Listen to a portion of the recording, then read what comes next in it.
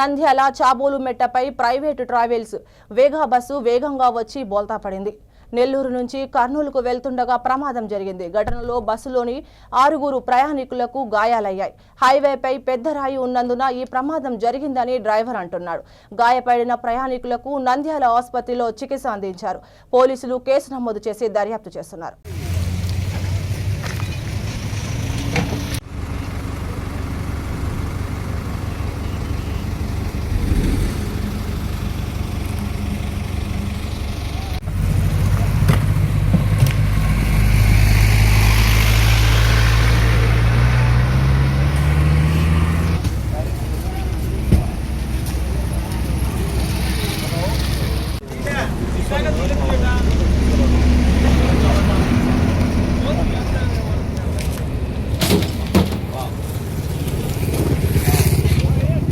Sir పొద్దున నువ్వు వచ్చాను 5 గంటలకి 3:30 వరకు ఆనే ఉంటుంది టోల్ గేట్ కాడ.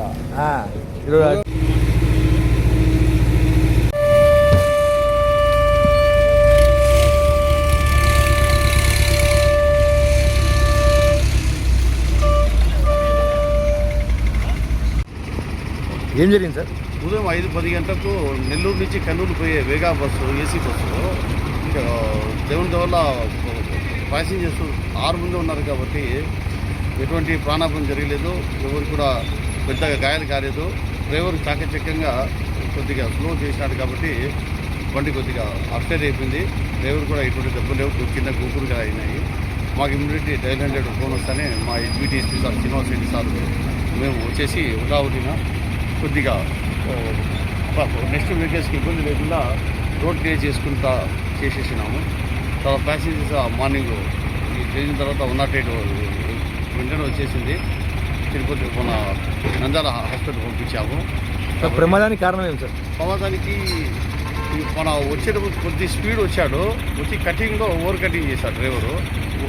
ఓవర్ కటింగ్ చేసిన దానికి బండి అప్సెట్ అయింది. ఆల్రెడీ స్టాపర్స్ పెట్టినాం. ఎందుకంటే పబ్లిక్ ఈ పక్క 2 వీలర్లు ఆటోలు ఇట్లా వస్తుంటారు ఈ చాబోలు క్రాస్లో విలేజెస్, వాళ్ళ కోసం చెప్పి స్టాప్. హైవేలలో తాగుబోతులు పెడుతున్నారో తెలీదు, ఎవరు పెడుతున్నారో తెలీదు. హైవేలలో బండ్లు స్పీడ్లో పోతుంటాయి, స్లోగా పోతుంటాయి. కానీ కాకపోతే మధ్య రోడ్లో రాళ్ళు పెట్టడం దేనికి? ఎవరు రాళ్ళు పెడుతున్నారు? అది హైవే వాళ్ళు మీరు గమనించాల్సిన విషయం. మీరు టోల్ ప్లాజా వాళ్ళు కానీ గమనించాల్సిన విషయం ఒకటి, ఏది లేదు. ఆడ రాయి ఉంది, నా బండి స్కిట్ అయింది. దానికి సమాధానం ఎవరు ఏం ప్రయాణికులకి ఏమన్నా అయిందా? ఎవరికేం కాదు. ఎంతమంది ఉండే ప్రయాణికులు? 6.